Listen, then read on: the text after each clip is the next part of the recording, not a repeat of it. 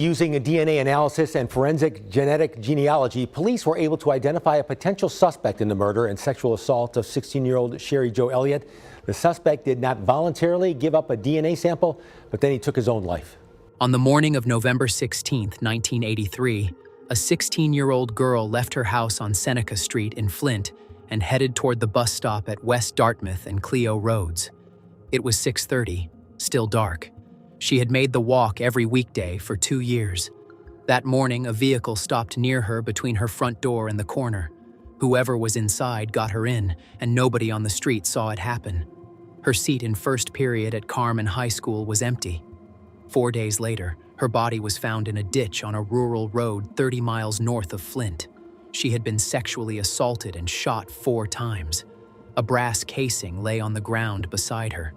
The biological material pointed at the man who took her, but in 1983, no laboratory could read it. This is how they found her killer. Her name was Sherry Jo Elliott. She was born March 27, 1967 in Charlotte, Michigan, the only child of Joyce Schultz. She shared a house on Seneca Street with Joyce and her stepfather, Robert. Her father, Harland Elliott, did not live with them. She had only turned 16 the spring before the morning she vanished. The route to the bus stop ran through a residential neighborhood on Flint's west side, modest houses with small yards and aging driveways. Sherry Jo had walked it for 2 years, since she started high school. She left around 6:30 the morning of November 16th, with the eastern sky just gray enough to see the shapes of parked cars along the curb. She never reached the corner. When Sherry Jo did not come home from school that afternoon, Joyce called the Flint Police Department. Officers took the report and began looking. Joyce's sister, Judy Sika, joined the family in putting up missing person flyers in shop windows and on lampposts throughout the neighborhood. The hour had been still. At 6:30 on a Wednesday in November, most people are inside their houses, and the only light comes from porch lamps and the headlights of cars passing through. Whatever took place in the 3 blocks between Sherry Jo's front door and the corner had happened in the time it takes for a car to pause at a curb. For 4 days, the Flint police searched the city and the family waited. Officers drove the routes Sherry Jo could have taken. Detectives chased tips that came in from neighbors and strangers and led nowhere. Joyce kept the phone close and worked through every name she could think of, calling relatives, neighbors, and the parents of her daughter's classmates. None of it produced a sign of her. On the morning of Sunday, November 20th, a muskrat trapper was working his trap lines along Muller Road in Blumfield Township, a farming community in Saginaw County 30 miles north of Flint. The road ran through flat, agricultural land, 2-lane blacktop with drainage ditches on either side. The ditch beside the road had been empty when he passed by on Saturday. By Sunday morning, Sherry Jo's body was lying in it. She was partially clothed. The shots had come from a small caliber weapon. A brass shell from one of them lay on the ground a few feet from her. The medical examiner who worked the body found something the search teams had not been prepared for. Sherry Jo had been alive as late as November 19th. The body had been in the ditch for only hours when the trapper walked past it. That finding reshaped the case. Detectives had not been chasing a man who took a girl and killed her right away. They were chasing a man who had kept her alive for 3 days, somewhere within driving distance of Muller Road. A basement, a garage, a back room, hidden enough that nobody had heard or seen anything worth a call to the police. The location was never identified. Detectives collected and logged the casing and the biological material from her clothing. They were the 2 strongest pieces of physical proof the investigation would produce. In the days and weeks that followed, the Flint Police Department and the Michigan State Police worked the case together. They canvassed the blocks around Seneca Street and the intersection at West Dartmouth and Clio, knocking on doors and asking neighbors what they had seen that Wednesday morning. They asked about vehicles that didn't belong, men who seemed out of place, anything that broke the routine of an ordinary school day. Detectives also interviewed Sherry Jo's classmates and teachers at Carmen High, asking whether anyone in her life had reason to harm her. Detectives looked first at the people closest to Sherry Jo. Robert Schultz, her stepfather, was one of the first they checked. Joyce told them he had nothing to do with what happened to her daughter, and what they found backed her up. Robert was cleared and stayed in the house with Joyce. From there, the search widened. Detectives ran down every man with a record of sexual violence in Genesee and Saginaw counties. They pulled open files in the surrounding jurisdictions for similar patterns or earlier victims, ran the bullet casing through ballistics, and chased tips that came in from the public. Nothing they found was enough to charge anyone. The biological material from Sherry Joe's clothing went into evidence storage with the rest of the file. Detectives who had worked it carried other open cases on their desks. The proof was sitting in the locker. By the mid-1980s, the file had gone cold. Joyce Schultz buried her only child and went on living in the house on Seneca Street.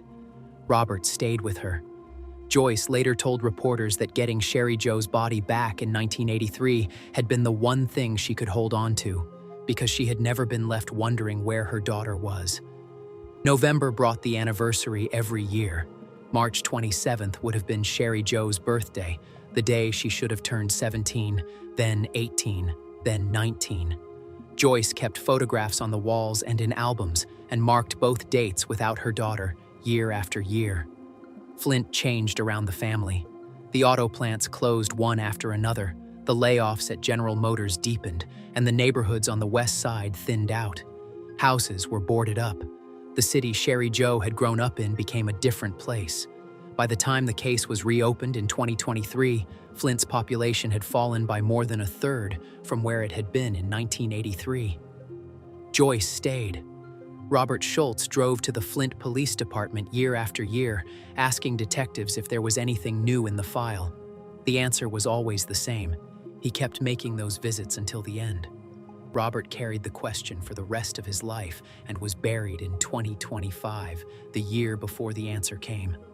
40 years later, the file had no suspect, no name, and nothing in it that pointed clearly to one. Her mother, still alive, was still asking. After Robert's death, Joyce was alone in the house. 8 months passed before the call came that the case had been solved. The Michigan State Police and Flint Police revisited the file periodically. New detectives came in, read the old reports, and ran the same names a second time. The leads of 1983 went nowhere all over again. Crime Stoppers of Genesee County kept the case in its files year after year, listing Sherry Joe among the unsolved homicides on the region's roster and offering rewards for tips that never came in. Anniversary stories ran in the local papers on the round years.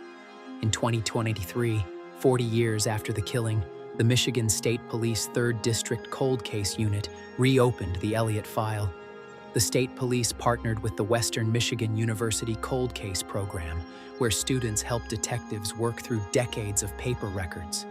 The juniors who signed on went through confidentiality training and had to pass a vetting process before they could touch any of the case material. What they walked into was a file room. The Elliott records had moved through boxes and filing cabinets across multiple jurisdictions for 40 years. Handwritten witness statements on department forms from 1983, transcripts, photographs, ballistics reports, lists of names that had been checked and crossed off by different detectives over the years. The students cataloged the material, transcribed the older pages, organized the interviews, and ran open-source deep dives on every person of interest the original investigation had ever touched. They retyped names from 1983 legal pads, cross-referenced them against modern databases, and ran them through public records that did not exist when the case opened. Several of them were the same age Sherry Joe had been when she vanished. They were college juniors who had grown up in a Michigan that looked very different from the one she had walked through in 1983. What had changed since 1983 was the science. In 2025, the Michigan State Police Forensic Science Division sent the sample to Othram, a private laboratory in the Woodlands, Texas, that specialized in pulling DNA profiles from old and degraded evidence. The technique was called identity inference. It could put a name to a piece of DNA without having any known sample to match it against first. Othram built a full profile from the 1983 material using a method it called forensic-grade genome sequencing. With that profile in hand, the work moved to genetic genealogy. Since 2018, when authorities in California used it to identify the Golden State Killer, investigators had used it on dozens of unsolved cases across the country. It did not look for an exact match. It looked for relatives, distant cousins, second cousins, anyone who had voluntarily uploaded their own genetic data to ancestry sites and who shared enough markers to suggest a family connection. The partial matches that came back pointed to a family, and from there the work shifted from a laboratory to a research desk. Detectives and genealogists worked the tree forward and backward through generations, pulling census data, marriage certificates, and death records, cutting branches that didn't fit the geography of 1983 Flint and the timeline of the crime. It took months. The work happened in 2025, 2 years after the file had been reopened. The tree pointed to a man in Grand Blanc, a small city 10 miles south of Flint. He was 75 years old. In November 1983, he was 33. He had lived in the Flint region for nearly his entire adult life, and his address in 1983 fit the geography of the crime. By late 2025, detectives had a name and a genealogy tree pointing at one person. What they needed was a sample from a live man that matched the 1983 profile, and they planned to ask him for one. If he refused, they would seek a warrant. In January 2026, before they could approach him, he killed himself at his home in Grand Blanc. He left no explanation behind, no acknowledgement of what he had done in 1983 or what he was about to be asked. Whether he had been tipped off or had sensed something coming, the detectives never said publicly. The death did not end the work. During the autopsy, the medical examiner pulled a swab from his body. Analysts at the Michigan State Police Forensic Science Division ran it against the profile built from the 1983 evidence. The two matched. The man on the table in Grand Blanc had killed Sherry Jo Elliott 43 years earlier. On April 13, 2026, the Michigan State Police held a press conference and announced they had solved the case. Officials from the 3rd District Cold Case Unit spoke to reporters at the podium. They named the suspect, summarized the DNA work that had pointed to him, and confirmed that he had died in January before they could approach him. Another lab had independently verified the match. Because Collins was already dead, there would be no prosecution, no trial, and no defendant to put in handcuffs. The department also credited the Western Michigan University students who had spent months reorganizing and digitizing the records, saying the work could not have been done without them. The case file that had been open since the morning Sherry Jo did not arrive at school was about to get a name on it. His name was Ronnie Collins. Collins was born on February 9, 1950, which made him 17 years older than the girl he killed. He was living on Harry Street on the north side of Flint at the time of the killing, a short drive from Sherry Jo's neighborhood on the west side. The intersection at West Dartmouth and Clio was in his city. After 1983, Collins stayed in the Flint area for decades and later settled in Grand Blanc.